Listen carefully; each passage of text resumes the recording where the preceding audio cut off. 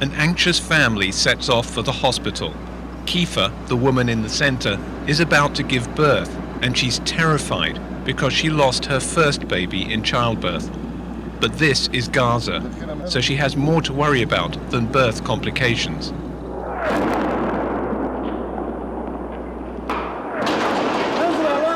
This could happen at any moment, and has done again and again over recent years, as confrontations with neighboring Israel flare up. If you're pregnant, an airstrike or an artillery shell can easily bring death before you reach a hospital. It was 11:30 at night. Tanks had invaded the area and they bombed the bridge. I went into labor and it was impossible to get to the hospital. Afaf Fati was desperate. One night during a bombardment, her village, Beit Hanun in the northern tip of Gaza, had been overrun by the Israeli military. But even in this crisis, she knew there was one person close by in the village who could still help. She was dilated and ready for delivery, and a bomb went off outside. Fiza Shraim, a resourceful midwife, had set up an emergency delivery room in her own home in the village.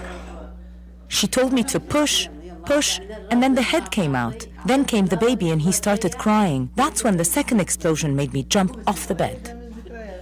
Despite everything, a healthy baby boy was born, now a thriving 6-year-old.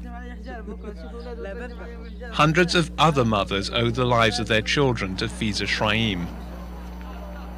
During the early 2009 conflict with Israel, in a 3-week period, she helped 52 mothers give birth by setting up an improvised delivery room in this village clinic.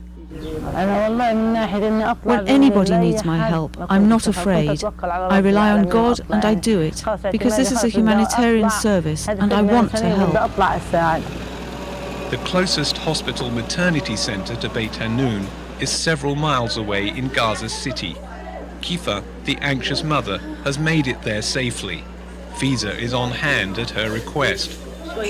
But after the delivery, there's a problem. Her newborn son isn't breathing.